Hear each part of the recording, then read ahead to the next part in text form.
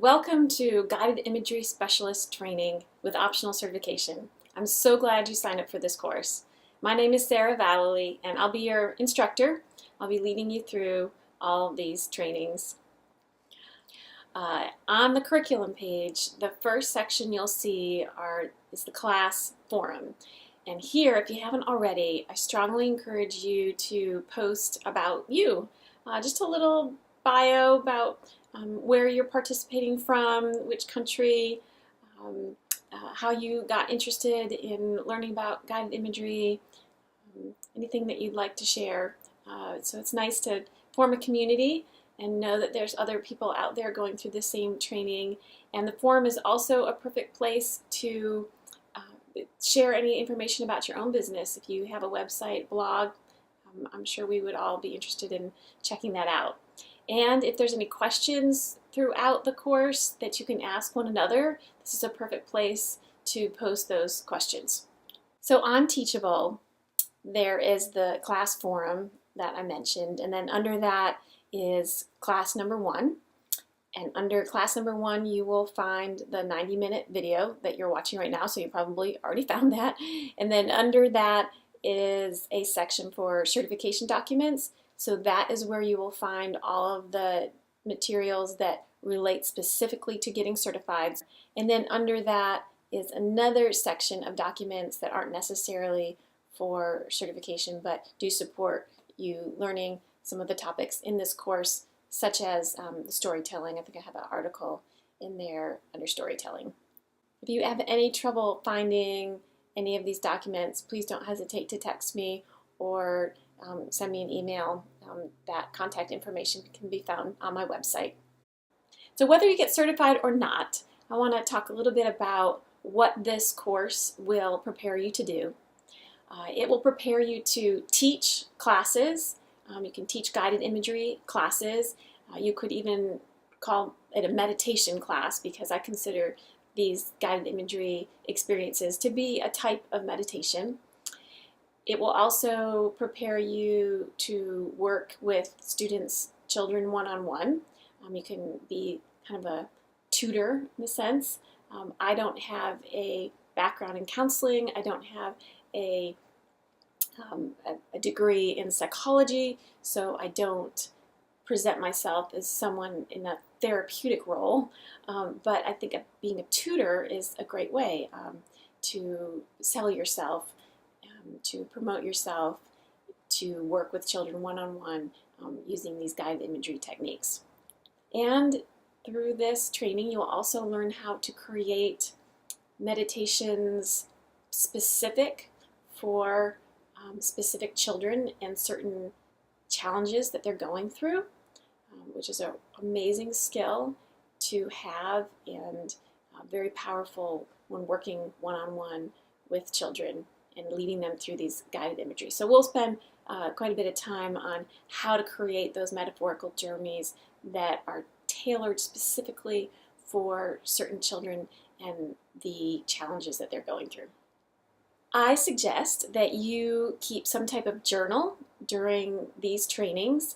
We are going to have several experiences. I will lead you through your own guided imagery experiences, and I highly recommend that you journal about them afterwards. You pause the video, take about 10-15 minutes, and write down your experience through these meditations, essentially.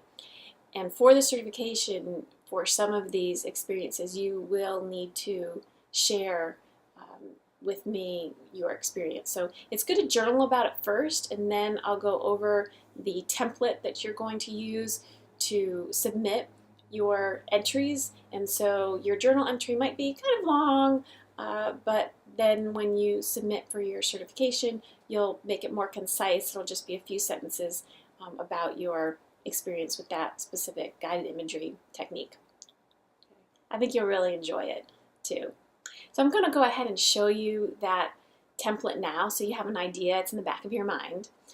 So as you can see, it lists some of the guided imagery experiences that you're going to enjoy during this course, and where you will go ahead and type in using Word type in your responses to those. The guided imagery specialist for children response template will be found under the certification documents, under Teachable in the curriculum section, under class 1, because this is the first class.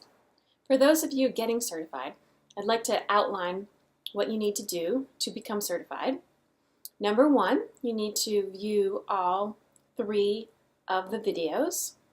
There's a video for each class, and there's 3 classes.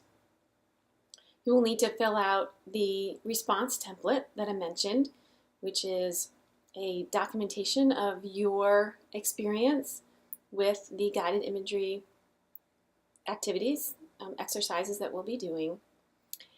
And you also need to write an essay based on something in the book Sensational Meditation for Children. And basically, it's a response essay. It doesn't need to have perfect grammar. It doesn't need to follow any technical rules. More of a journal entry, something that moved you in the book Sensational Meditation for Children, because that is a requirement, is to read that book for the certification. And I'll go into that more detail in the 3rd class. And you will also need to teach a guided imagery class to a group of children. At least 3 children. 2 of them can be your own children, but there has to be at least 1 child that is not your own in the class. And I'll go over in detail how to go about teaching that class. You'll video it. You can use your phone to take a video, upload it to YouTube, and send me the link to YouTube. And there is a certification fee for the application for applying to get certified, and that is $75. It does take me quite a lot of time to go through all the materials. If you are already a certified mindfulness instructor for children, you do get a discount. And also, you do not need to write the essay if you are already a certified mindfulness instructor for children, because you've already written that essay for that. So that discounted rate is $60 if you are already a certified mindfulness instructor for children. A lot of what I'll be going over in this course is also covered in the book. However, there are some sections that aren't mentioned in the book at all, such as the storytelling. But it is a good resource to supplement this training. Nice to watch the videos and also read the book. Doesn't matter if you read the book first or afterwards, either way is fine. I do have the 2nd edition that's available on Amazon. You can get it through Kindle format or regular paperback. The Kindle format I know doesn't have page numbers, so I'll try really hard to remember to refer to sections so you know where to find the different meditations that I'm talking about during this course. If you have the older version of the book, the older version has a blue cover. That's the 1st edition. If you have that version, please email me and let me know, because there is some content that is not in that version, and so I can go ahead and email that to you so you don't have to go ahead and buy the 2nd edition. I'd like to give you a bit of a background on my life and what brought me here to teaching guided imagery and mindfulness and meditation to children. My first job was preschool teacher, and after that I became an art teacher at the elementary school level and then later at the high school level.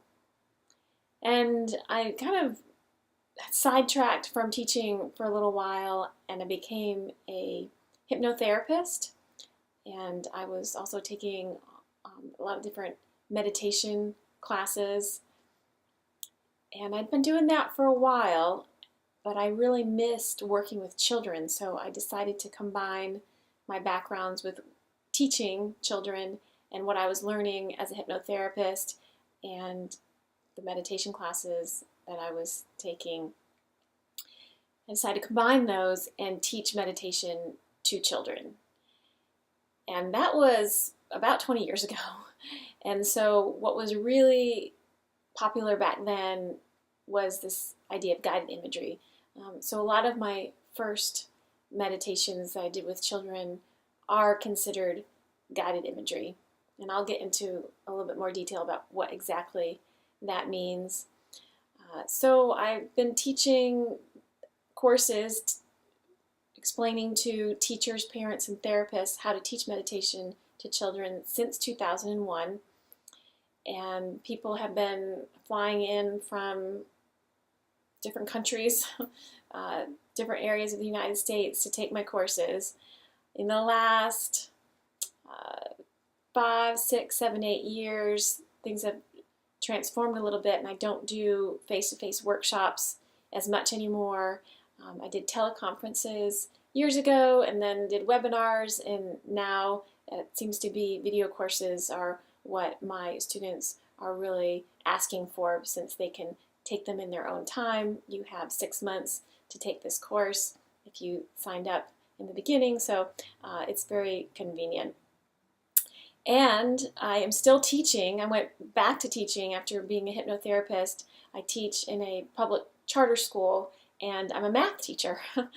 So what exactly is guided imagery? I'm going to go ahead and read this definition to you. Guided imagery, the use of words and music to evoke positive scenarios that elicit some type of benefit. What's really important to understand about the definition of guided imagery is that it doesn't need to only be visual. When we think of the word imagery, we think of the word image, and we think of pictures and images.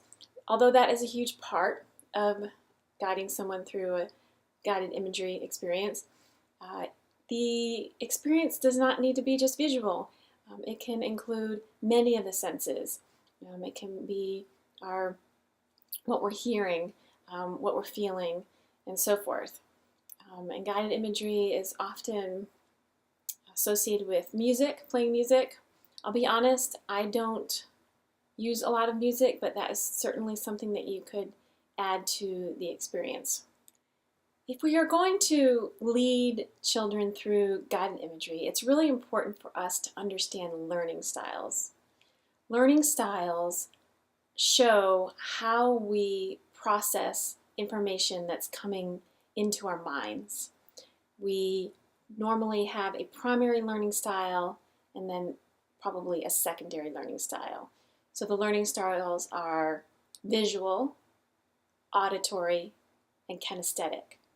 If someone is what we might call a visual learner, their primary learning style is visual, then they learn better by seeing someone do what it is that the action that they're doing, or to see something happening, rather than maybe hearing someone explain it to them. Someone who is a visual learner might say things like, "I see what you mean." An auditory learner learns really well by hearing, by listening to someone explain something. Might do really well with a video like this and listening to me explain things. And those of you who are more visual, I have some videos that I'll be sharing, so this will be a visual experience as well. Someone who is an auditory learner might say things like, "I hear what you mean." A kinesthetic learner learns best from hands-on doing, from actually doing the work. So if you are a kinesthetic learner, then you might get a lot out of the actual guided imagery experiences that I'll be leading you through, because you'll actually be doing them. A kinesthetic learner, loves to touch the object. If they're learning about something, just really get their hands into it. A kinesthetic learner might also do really well with learning through emotions, connecting their learning to the emotion that they're feeling while they're in the learning process. Through my many years of leading children through guided imagery sessions, I have found that a lot of children are very visual. I don't know if that ends up changing over time, and as we grow into adults, maybe we become more auditory, we become more kinesthetic, but I have found that children are very visual. So a lot of what is in my book and some of the things that I'll be referencing in this course will be geared a lot to the visual learner. But it's really important to also incorporate those other learning styles in the guided imagery experience, the sounds and the feelings. Although with that being said, that a lot of children are visual, I have a neat thing that happened with my daughter when she was younger. She wasn't. She was not a visual learner, especially when it came to me leading her through meditations. And so, in that situation, what I did is I just kept up with leading her through the guided imagery. We did it at bedtime usually, and I would still make references to her seeing things, but I would make sure that I put a lot of emphasis on, you get a sense for what's around you in the guided imagery experience. For example, if I was leading her through something that had to do with unicorns, I might say, you have a sense that the unicorn is right there beside you. Or I might say, you know that there is a unicorn right in front of you. And also focusing on those sounds, the sound that the unicorn is making with its mouth, or maybe even hearing its tail flap around in the wind. But anyway, so I kept up with this for probably about 2 years, just being very patient and not pushing her to see anything visual, but still including those references to what the unicorn looked like, for example, not just eliminating that from the experience. And what happened after a couple years is she started to see in her meditations, and I remember her saying, "Mommy, I see it, I can see the princess," I think it was one of the first things that she saw, because we were doing guided imagery that involved some princesses. So just keep that in mind when you're considering these learning styles, that just because you or a child that you're working with has a primary learning style, it doesn't mean that eventually the other learning styles, they'll become part of their experience, and they'll strengthen those. In the chapter called Visual, Auditory, and Kinesthetic Learning in the book, I give some tips on how to work with children who have the different learning styles. Under visual, I suggest using a visual image, some type of picture or something, to explain what you're teaching. When I teach about the chakras, I have a life-size torso that's made out of foam core that shows the chakras. And actually, I have tubing going through, showing how the energy is flowing through the chakras. So that is a really great visual aid for the students that respond really well to learning visually. And so they can look at that and they can know and understand where the chakras are located.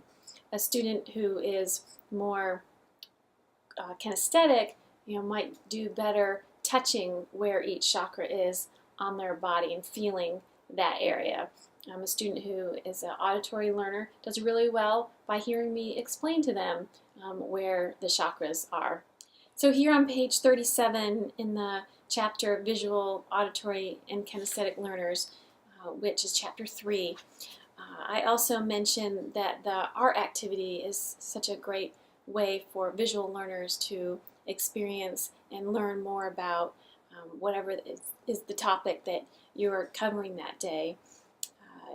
And the kinesthetic learners, it's really great too, because they're hands-on in there, creating that art, whether it's just drawing with markers, or if they're making something with clay or something like that. Another great idea for visual learners are collages.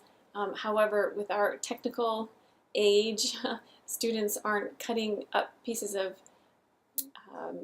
pieces of magazines anymore and gluing them together, but you might still, you might still want to try it and do that. But if you want an alternative, even getting into some tech and having them find images on Google Images and creating a digital collage is another great way for them to experience the learning in a visual way.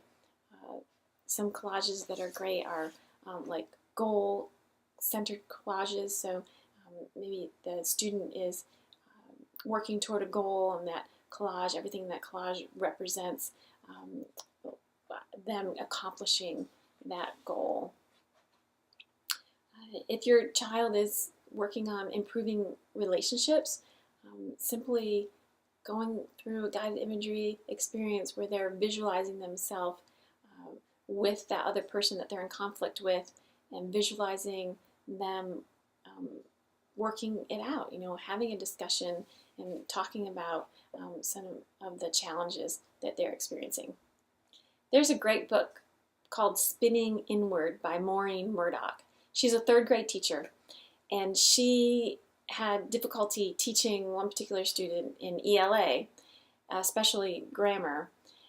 And he was a very kinesthetic learner. He was a doer, he was on the move, and so what she had him do was clean the art table off, sponge the art table off while she taught the grammar lesson. And for the first time, he aced his quiz after that day. So that's an example of really thinking about learning styles and how they affect our learning. And so he needed to move while he was hearing and seeing her give the grammar lesson. With all this talk about learning styles, you're probably wondering, well, how do I know what my child's learning style is? Or how do I know the students I'm working with what their primary learning style is? So there's a few different ways that you can figure that out. I do have a learning styles test. What are my learning styles?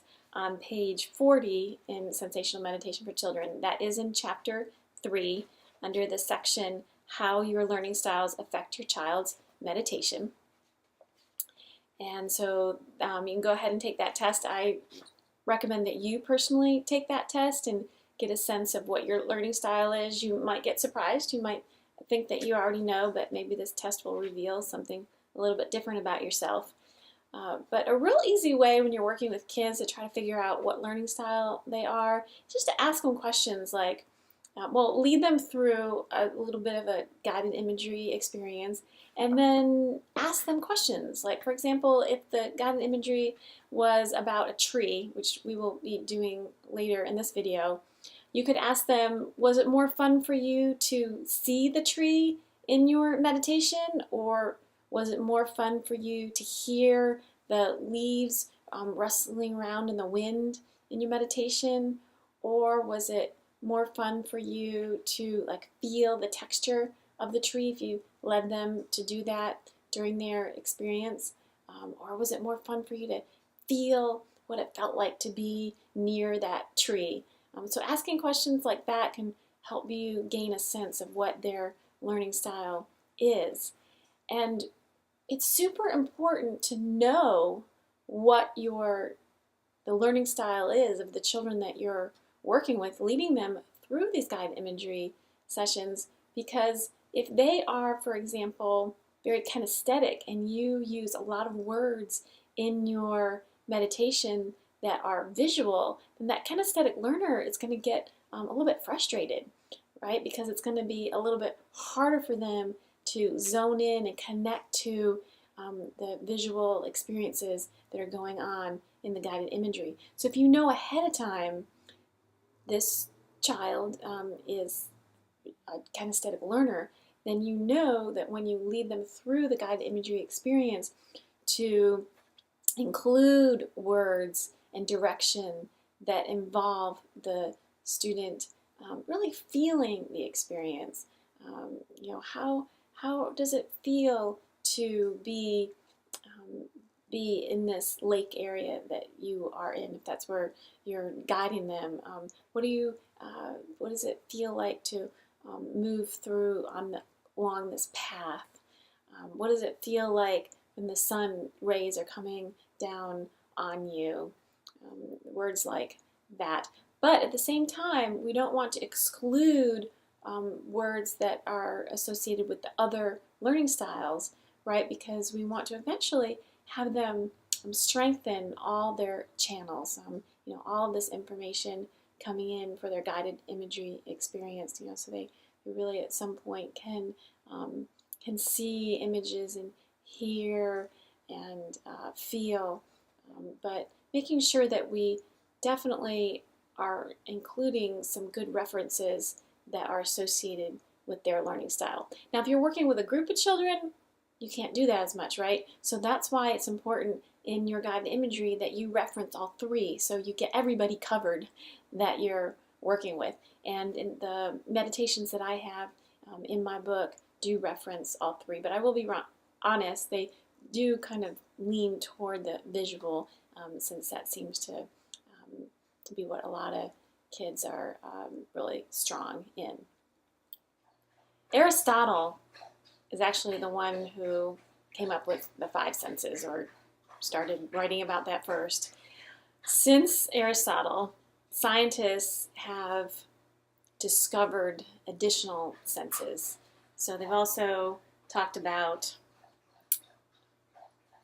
the sense of equilibrium, the sense of temperature, hunger.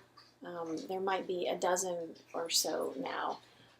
But for all intents and purposes, I'm going to refer to the five senses. What I teach are the 10 senses. So let me explain.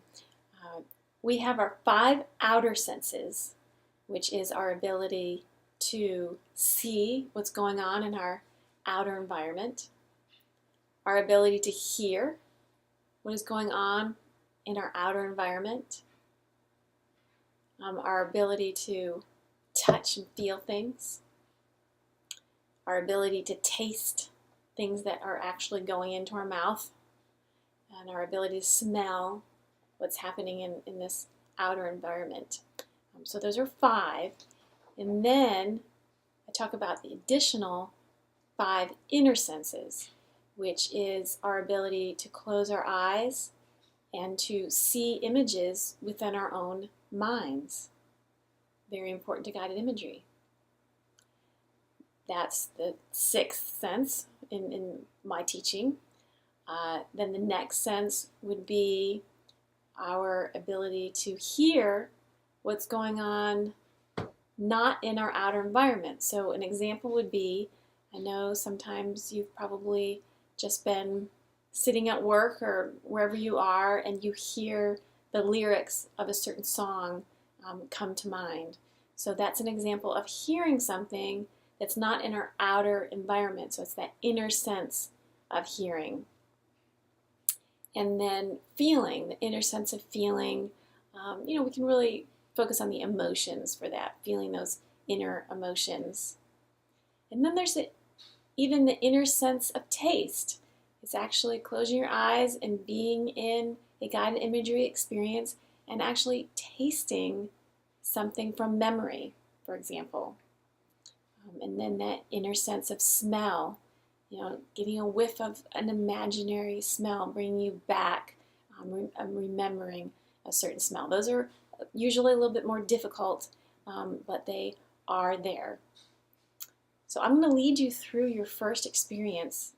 The full sensational experience is on page 32 in the book Sensational Meditation for Children. That is in chapter 2,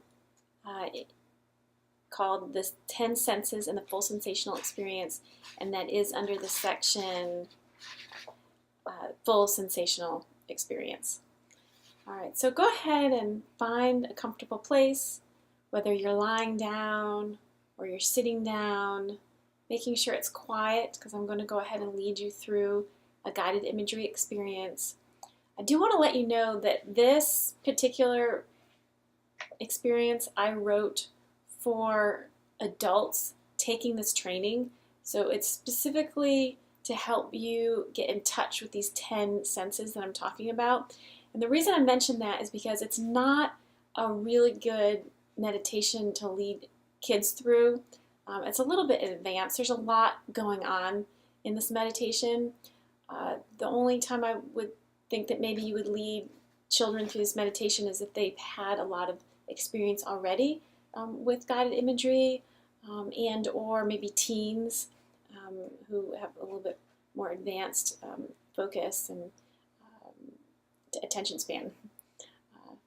So go ahead and find that comfortable place. Breathe deeply and close your eyes.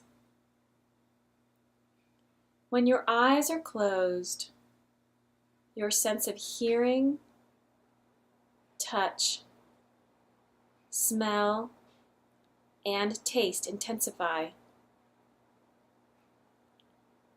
Listen to your outer environment. Take a deep breath. Do you smell any scents in the air?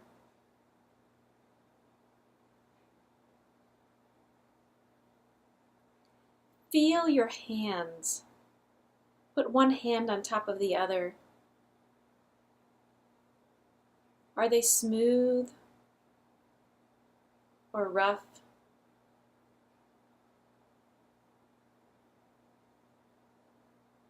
Are you tasting something right now?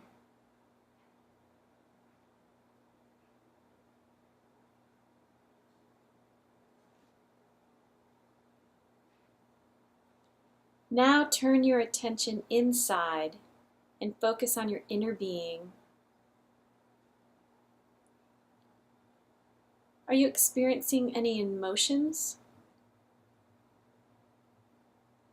If not, play with an emotion. Pretend you are feeling that emotion.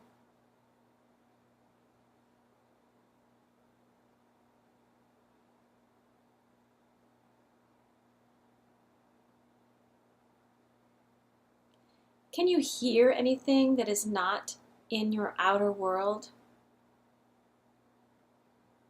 Maybe a song or someone's voice. Take your time.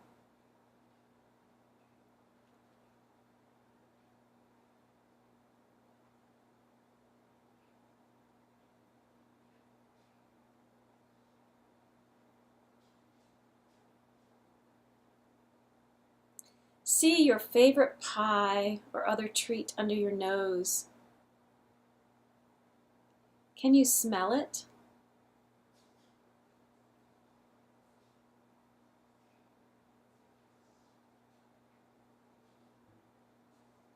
Take a bite of your imaginary pie. Can you taste it?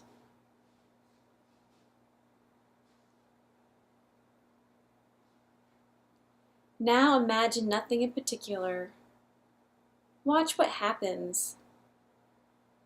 Be an observer of your own experience. Notice what you see, hear, feel, including emotions, what you taste and smell in your outer and inner environment. I'll give you some time to do this on your own.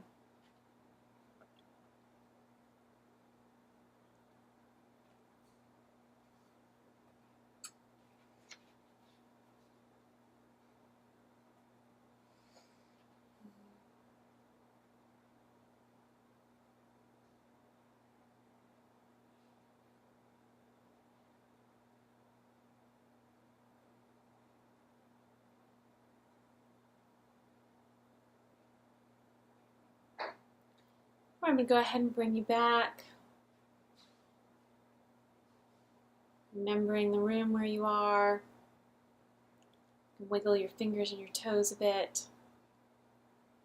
And then open your eyes whenever you're ready.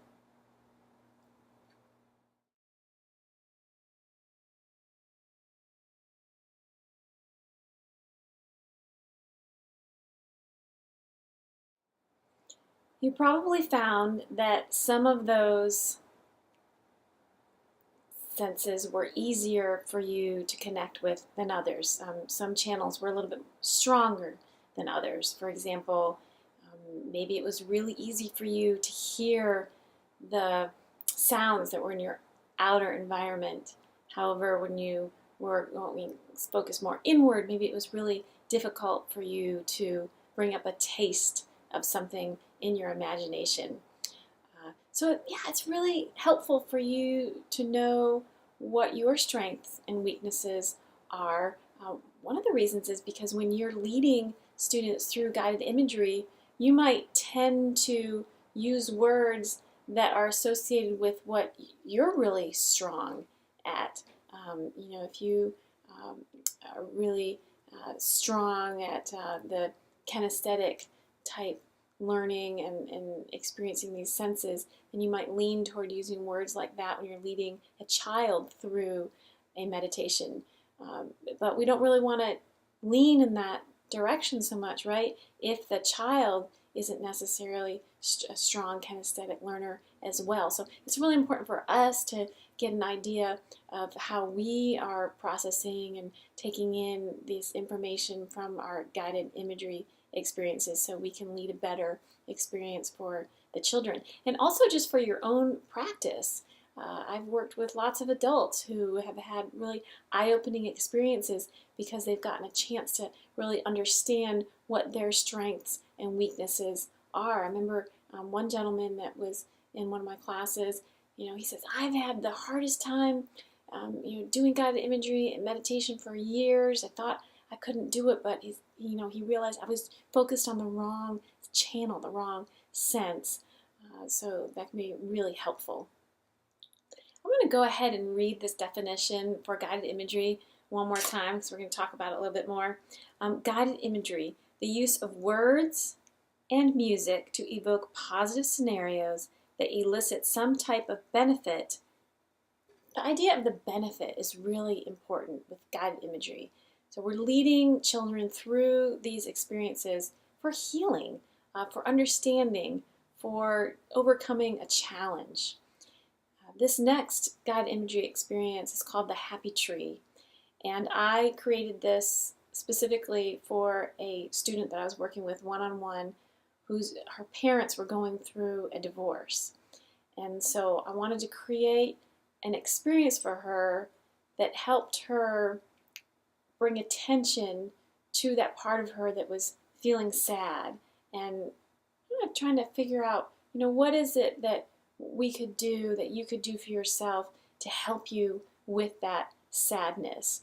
So in this guided imagery experience, the child will see a tree or experience a tree in some way, and on that tree are happy fruit and sad fruit, and we are leading the child to see the difference between the happy and sad fruit, paralleling that part of them, that the difference that there's happy parts inside of them and sad parts inside of them, and then addressing those sad parts, addressing those sad fruits that are on that tree, and asking them, what do you need? What do you need to feel happier, to bring healing, to bring benefit, to bring understanding? So that's really important with this guided imagery, that we are focused on there being some type of benefit at the end. I'll address symbolism with you now as well.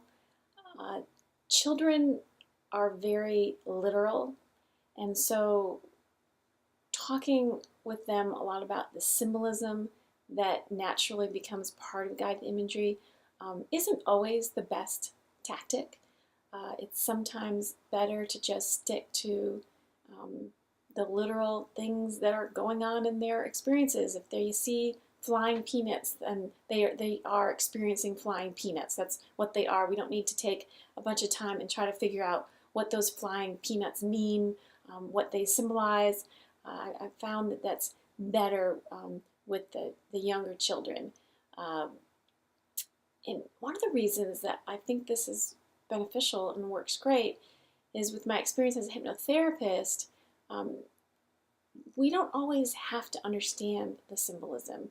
The healing, the changes that are taking place in the psyche, in the mind, in the being, in the energy, are happening, even if we're not analyzing it and understanding, interpreting those symbols. If we have sad fruit in the guided imagery experience, and during that guided imagery we're actually bringing that sad fruit to a happier place, then there are changes that are happening within the mind and the soul for that child. So we don't need to go into all the symbolism. However, if you're working with teens, they might get a little bit more out of that additional layer of understanding the symbolism and understanding it on a deeper level, understanding their experience, their guided imagery experience on a deeper level. So I would, if you're working with teens, then I think that would be more appropriate and would be helpful.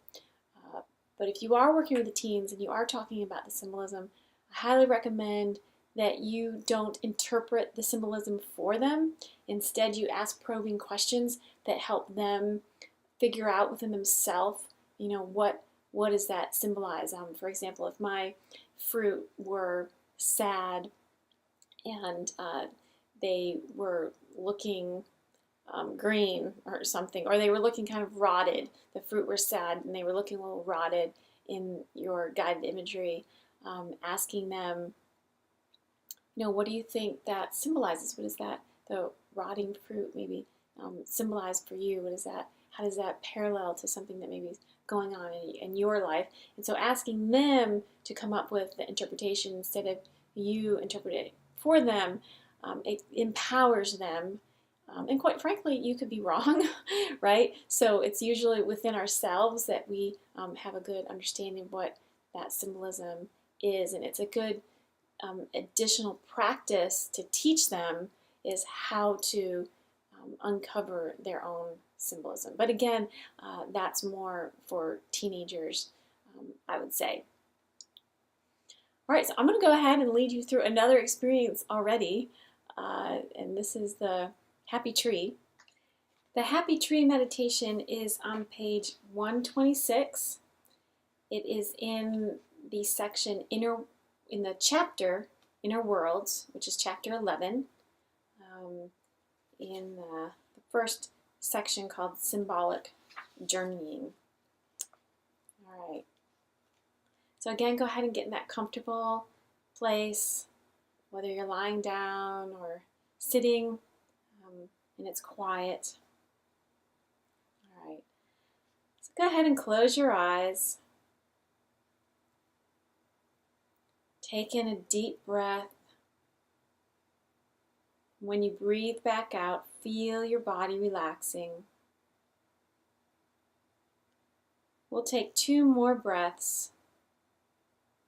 Deep breath in, and relax your legs as you breathe out. Another deep breath in, and relax your arms and neck as you breathe out. Imagine a tree. The tree has fruit on it. The tree can have any kind of fruit you want. Do you see the fruit?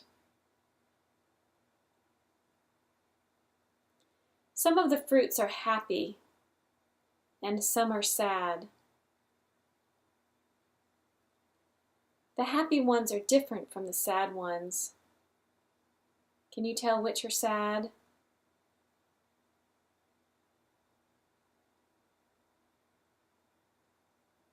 Ask the sad fruits. Sad fruit, what do you need to be happy? And listen quietly. Sad fruit, what do you need to be happy? Can you hear them speaking to you?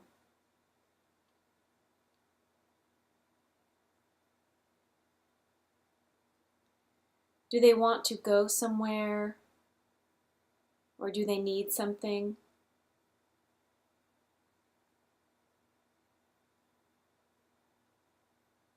Go ahead and do that for them.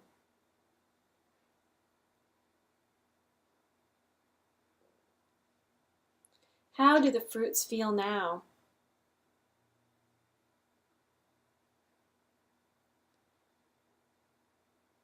Now look at the tree. How does the tree feel?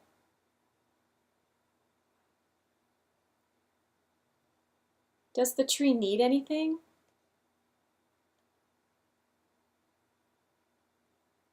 Good, help the tree with that.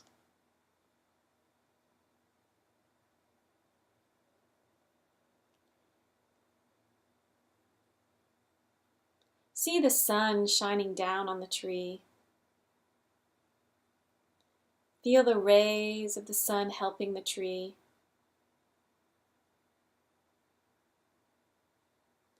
Put some of your favorite things into the sun.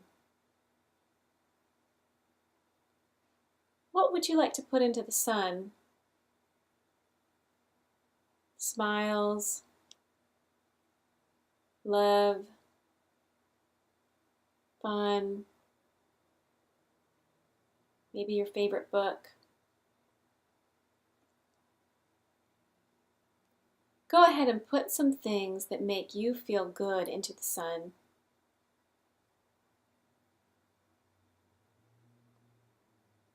You may see these things as a color or a picture, or maybe they make sounds.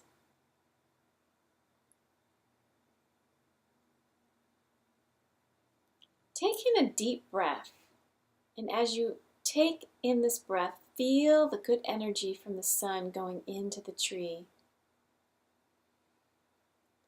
Take in another deep breath and see more good energy going into the tree.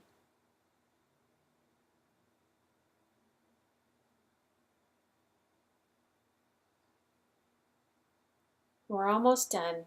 Now thank the tree and yourself for all of your great work.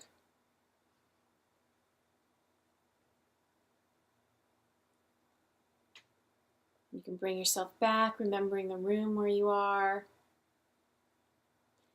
wiggling your fingers and toes, taking in a wakeful breath, and go ahead and open your eyes whenever you're ready.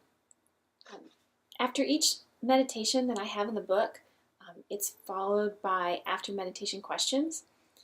And some of the questions that follow this meditation are, how do you feel? Do you feel different? How did the fruit look different from the happy fruit? What did the sad fruit need? What did the good energy look or sound like? Do you think this meditation is helpful? Do you think you could do this meditation on your own? And so these questions are to help you facilitate some type of discussion after this child goes through the experience, help them process it more and understand it.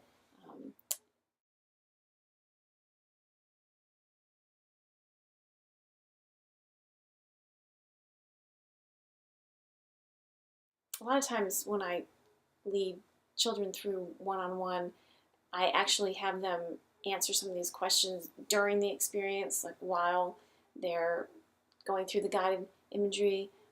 They might talk out loud and tell me what the sad fruit need, and that's part of the experience. I guess that's because my background as a hypnotherapist, I was really comfortable with there being speaking during the meditation experience, so you can always do that too. But anyway, so I was doing that with my son and leading him through experiencing that sad and angry fruit, and I asked him, to ask the angry fruit what they needed, and he said that they needed a new toy. And so if that is something that happens with you, if maybe the answers are becoming more material, then this is what you can do. And this is what I did with my son is I asked him, I said, can you ask the apples, they were apples on his tree, what they need that you don't buy at a store. So that's one way to take a step away from some more material answers is, what is it that they need that we don't go out and buy? So that's, I think, what I asked him, and he said they want more things to do. So then I asked, well, what are some more things that they could do? And then he answered to have friends come over and play. So we got a lot out of that. He was feeling angry that day and not really understanding why and feeling frustrated, and us going through this process and figuring out that, well, you may be a little lonely and you wish that you had some friends over. So you can come to a lot of solutions through these guided imagery experiences. Another question that you could ask in that situation is, what is it that you can get from inside your body to help the sad fruit or the angry fruit if you're doing the angry fruit? So that's kind of a kid terms to ask them, what is it from the inside that we can do to help these sad fruit. I'd like to go over this study with you. It's called the Imagery-Induced Relaxation in Children's Postoperative Pain Relief, a randomized pilot study.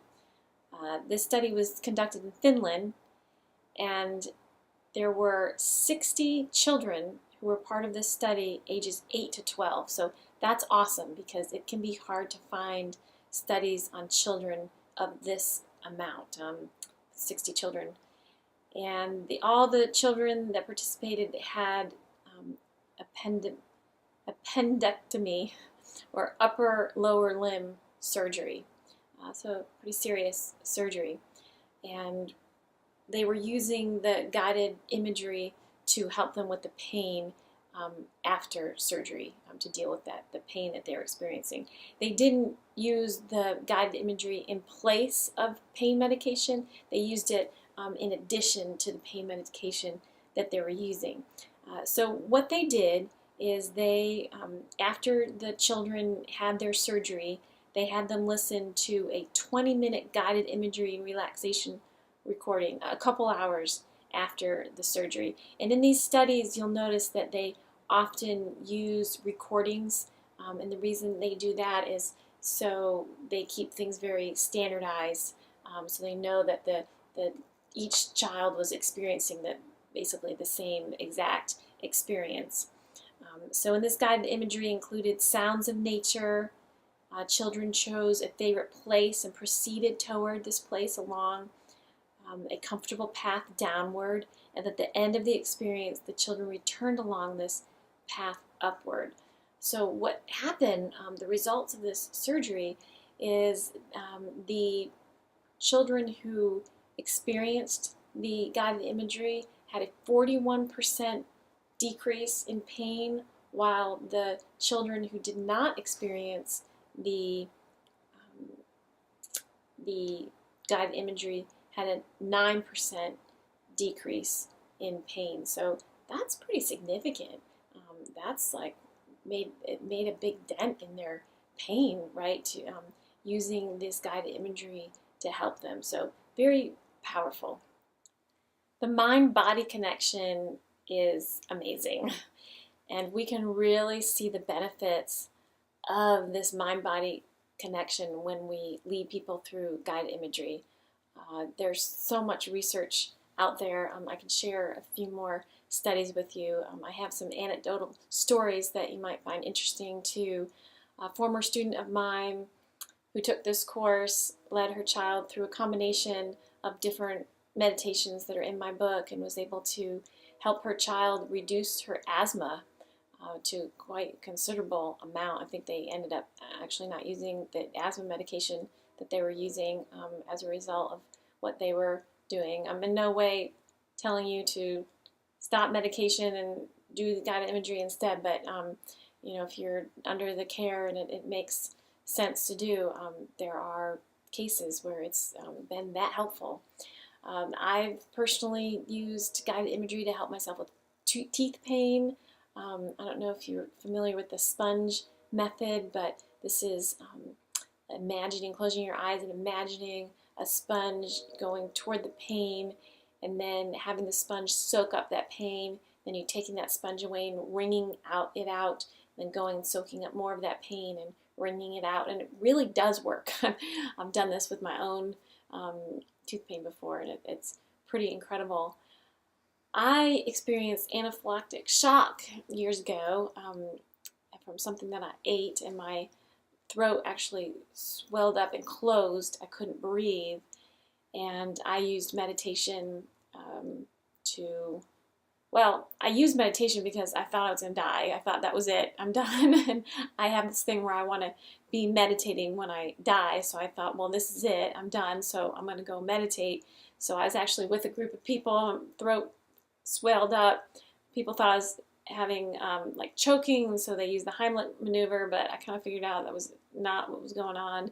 I was just having a reaction, and so I kind of just pushed everybody away and meditated, and it opened up. So I don't know for sure if it was because of meditation or not, but it really felt like I got myself into a place that allowed myself to get better. There's some research by a man named Dr. Richard Davidson. He's professor of psychology and psychiatry at the University of Wisconsin in Madison, and he conducted a study with adults. They went through an 8-week-long meditation training, and he gave flu shots to the people that he was training, and he also gave flu shots to people who did not participate in the training. So there was a control group, and they checked the antibodies for both the meditators and the non-meditators, and people who went through the 8-week-long meditation training showed a 43% increase in antibodies over the non-meditators. So it's really pretty mind-blowing how connected our mind and body can be when we really learn the practice, and we can teach children to do this as well. So there's a whole chapter in my book dedicated to healing my body and the mind-body connection. So what does my body have to say is a really easy, simple, yet powerful meditation to help children connect to different parts of their body and kind of try to figure out what their body needs to feel better. Both the chakra meditations are also important with the mind-body connection, and we'll talk about that more once we get into the next class in the chakras. Bella Ruth Naparsek wrote a book called Invisible Heroes, and she's a real expert on guided imagery and the benefits. And she specializes in working with people who suffer from post-traumatic stress disorder.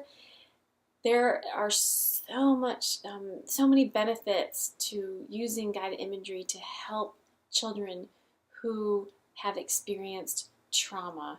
And Bella Ruth Naparsek does a really good job of explaining why that is true. She says that the trauma is held in the right side of the brain, and so right brain experiences, activities, therapies are what's going to really help unlock that trauma and let it be dealt with and healed. And guided imagery is a right brain experience, as opposed to talk therapy, which is more of a left brain experience. The left brain meaning we're using our logical, intellectual mind. The right brain meaning we're using more of our creative side, our creative mind. Also, she says that people who experience trauma and have PTSD, they can't really get anywhere therapeutically until they're calm, until they're feeling calm. And so that's one of the great things about the guided imagery is it's designed to calm you and to get you into this place where you're feeling good and relaxed. And it's not so much, this is what she says, it's not so much what we're saying, that's necessarily calming them. This is really interesting. It's more the voice that we're using, the calming voice, and the music, if we have music in the background, that's putting them into this state of relaxation that puts them into a place where they can start the healing and they can really address that trauma. So I highly recommend reading some of her work. And if you work with children who are suffering from trauma, either your own child or perhaps you're a therapist, using some of these guided imagery techniques to help them address that and move through it, and it's very beneficial. I'm going to show you a video of a interview with Bella Ruth Naparstek, and she's going to be talking about some of the things that I just said here about how we can use guided imagery to address and heal post-traumatic stress disorder. She goes as far to say that she believes that we can use this concept to help diagnose post-traumatic stress disorder by evaluating whether talk therapy is working or not. If talk therapy works in alleviating the stress that the patient is experiencing, then it's not post-traumatic stress disorder. That you can only alleviate these symptoms and heal this kind of trauma with a right-brained approach, such as guided imagery. So here you go. Enjoy this interview. You ask, the key thing that you do with therapy is you sort of, you become like a heat-seeking missile as a therapist. You're looking for the submerged pain that people are dancing around, and you sort of want to go and go get that and shine the light of day on it and make it all better. Well, with post-traumatic stress, if you do that, you can re-traumatize somebody, or they'll just get into this opiated state of being totally numbed out and they can't connect to it. It's not part of the memory system that's connected to words.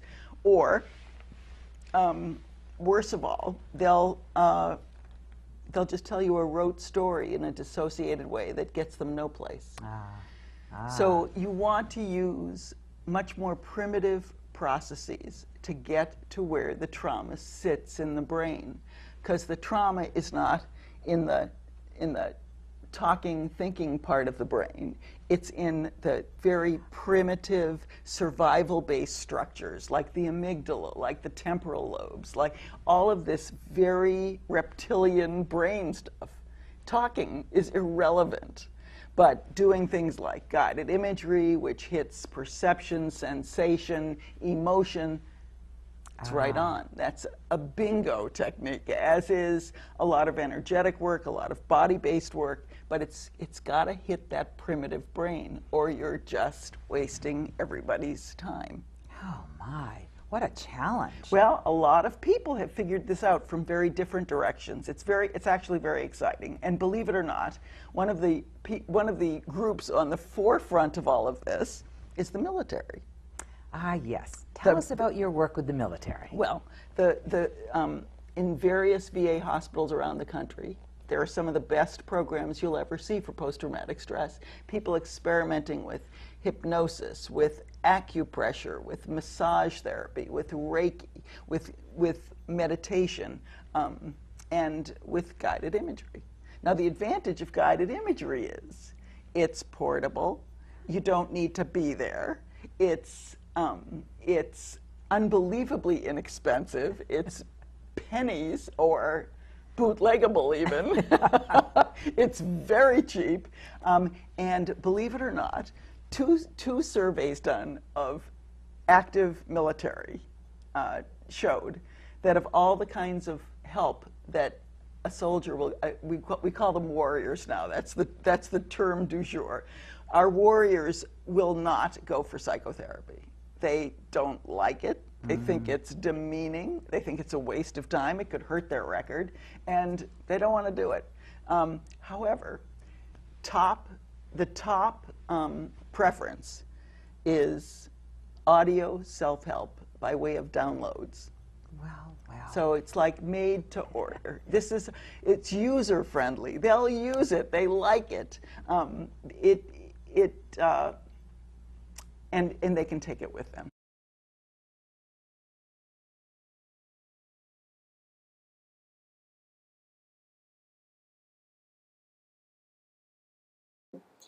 So I've been teaching meditation to children for a long time, almost 20 years, and so my teaching has ebbed and flowed and changed, and I come up with different ideas because you don't want to just keep doing it the same way all the time. For example, I went through a period where I was really into teaching the children with their parents together, having parent-child classes together. And then I went through this phase of storytelling because I really thought about it. And, how have people been learning throughout time? They've been learning through stories, through storytelling. It's such an amazing, effective way to learn. And one of the reasons is because the storytelling, it inspires you intellectually.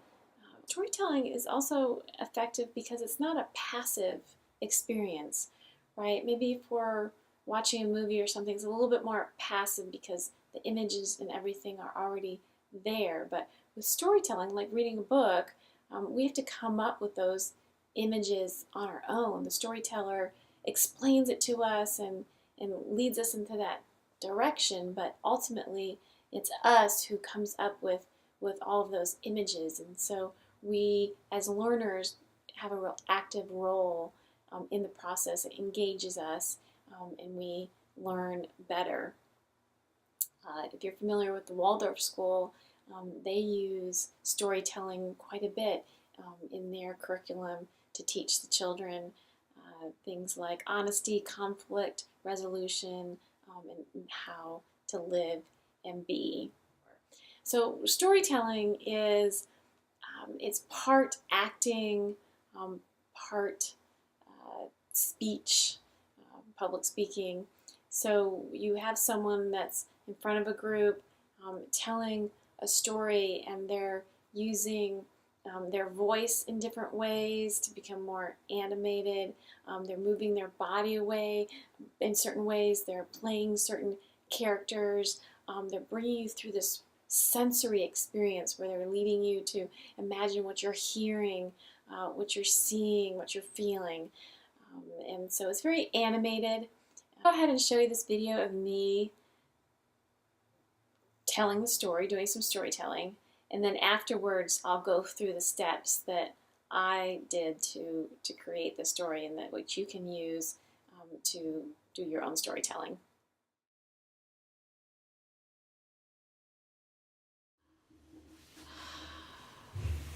Two breaths. 3 breaths. Buckled his seatbelt, and his race car time machine shifted into gear. It moved up into the air, it twisted and twirled and started going through time and space. And Felix was astonished. He couldn't believe what he just saw. He just saw his brother make a time machine out of a wagon, get into the wagon, take a few breaths, and watch the wagon lift up into the air and disappear into the sky. Timber, inside of his race car time machine, loved moving fast through time and space, twirling and spinning, and then his race car time machine slowed down and landed. And he unbuckled his seatbelt, took a step out of his race car time machine, and what was the first thing that he did? He looked at his feet. What were you going to say? He looked at his chest next. And he looked at his chest next. So Timber, he looked down at his feet, and he was wearing moccasins. And he looked up into the distance, and he saw smoke coming up from what looked like a big fire. So he crept closer to the fire, and he saw animals sitting all around the fire. There were kangaroos, wombats, more possums, and Timber went and joined the other animals around the fire and sat down. And there was an old Native American woman standing around by the fire too, talking to everybody. And this is what she was saying. When you want to be still, dig your tail deep into the ground. Pretend that you are a plant or a tree and feel your roots digging deep into the soil. So Timber did this. He felt his tail digging right down into the ground through the soil, all the way down to the center of the planet. And when it got to the center of the planet, his tail wrapped around the center of the planet, and Timber felt secure and he felt connected. And then he listened to the Native American woman, and she said, anything that feels heavy in your body, in your being, slides down your tail. Anything that slides down your tail into the center of the planet is not bad. It's just thoughts and pictures that you don't want to think about right now. Timber watched pictures that he saw on TV go down his tail all the way down to the center of the planet. He saw droplets of color falling and splashing down his tail down to the center of the planet. And he felt good.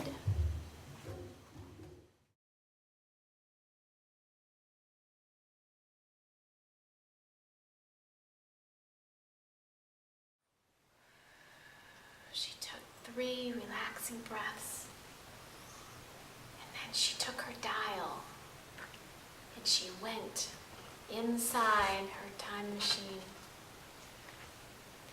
And the time machine started to shake and it started to spin. And she flew and she flew and she flew. And then it started to slow down. And then she landed in a magical place. Where do you think that she landed? Go ahead. Where we were, what we were talking about, that place. Yeah, which place? I forgot it. Okay, all right. name. Who else hasn't? I'm not asking you. So would you like to go in your own time machines today?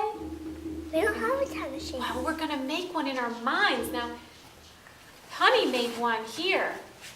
She made one out of her cubby house, which you could do at home.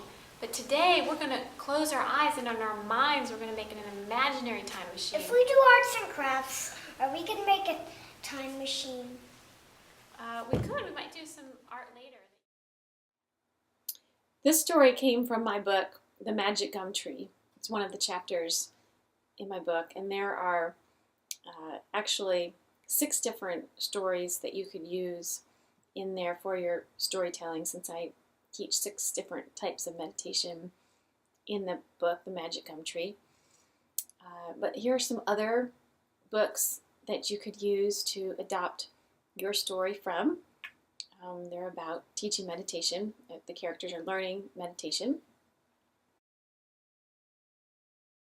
So I will lead them through the story about a character who learns meditation, and so as a result, afterwards, the child is really excited and motivated to do the meditation themselves. So the way I set it up was the story that I would tell would be about the meditation that they're about to learn. So the character in the story is learning the meditation that I'm about to teach them. So once the story is over, they have a good idea of how to do the meditation, and they are excited to do it. So the first thing you want to do, if you want to become a storyteller to teach guided imagery to the children that you're working with is you want to find the story and adopt it.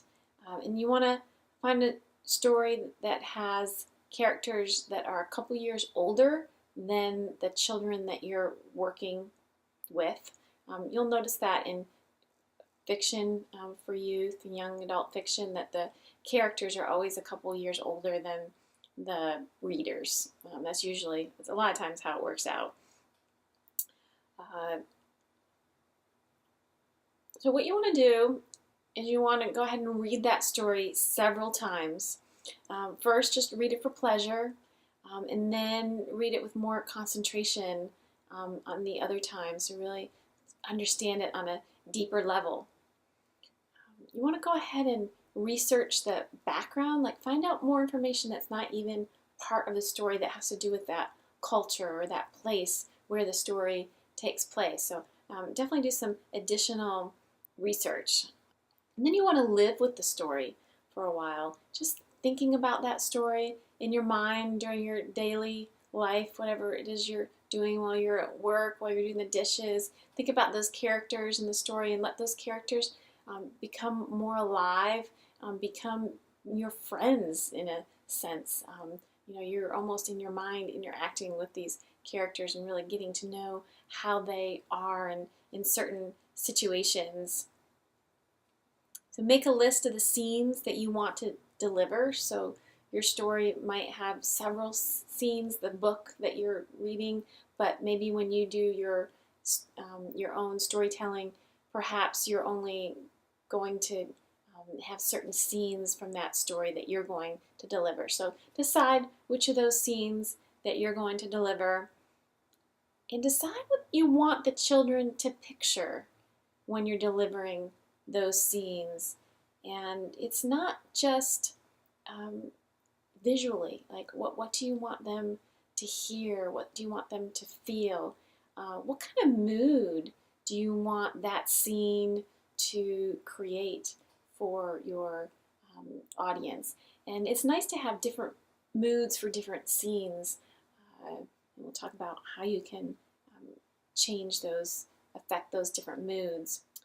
And you don't need to memorize the whole story.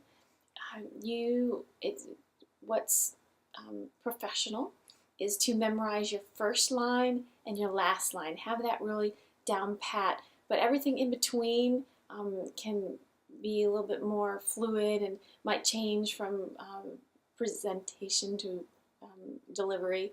So you might have index cards or a sheet that kind of have one-liners to different parts of your story to help you remember what you're going to tell next. That's, I think, what I use a lot is the index cards.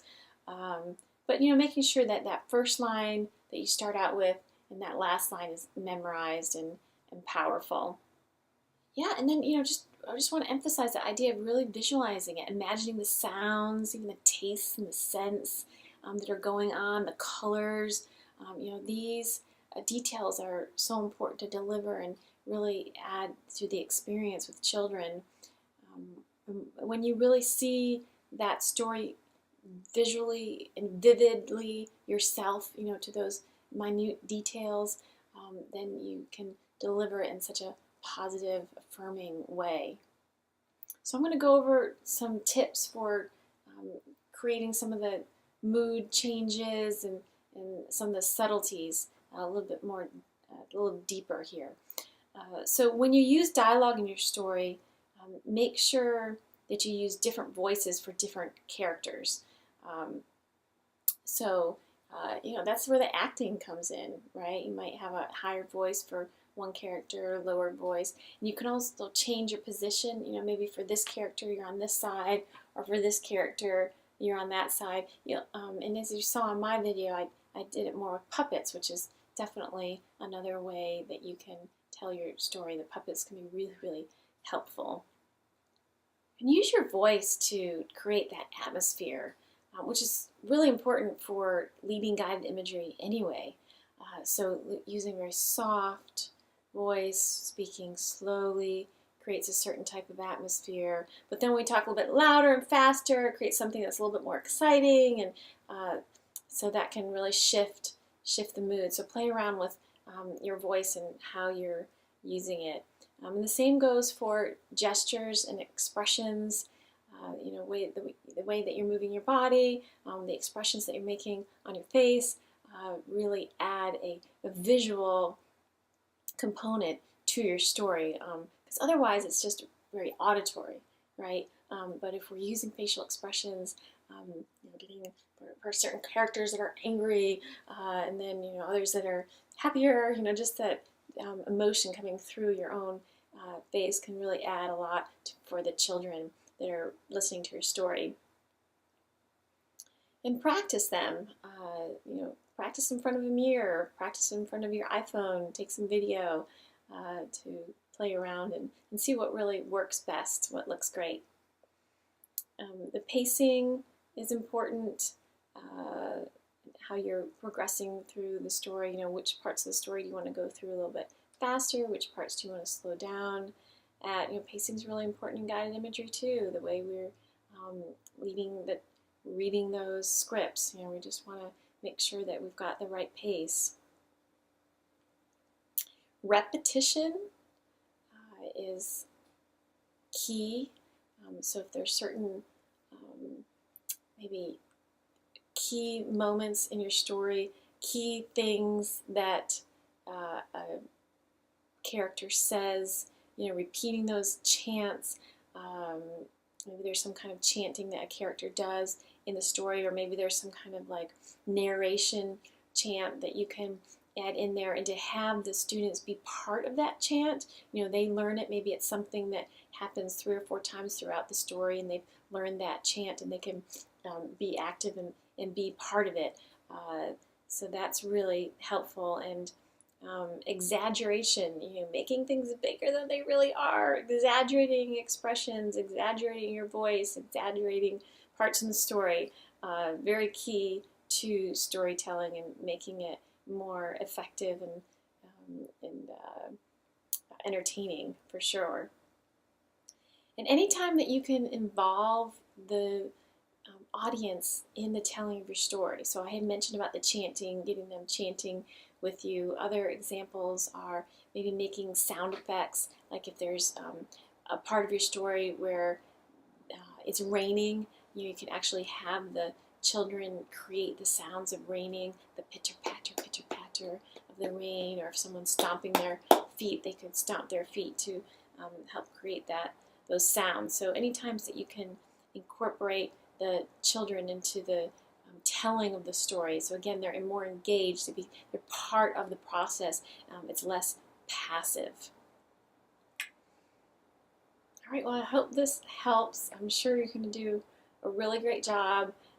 There is an article that I have under the additional handouts that you could go ahead and read for additional information.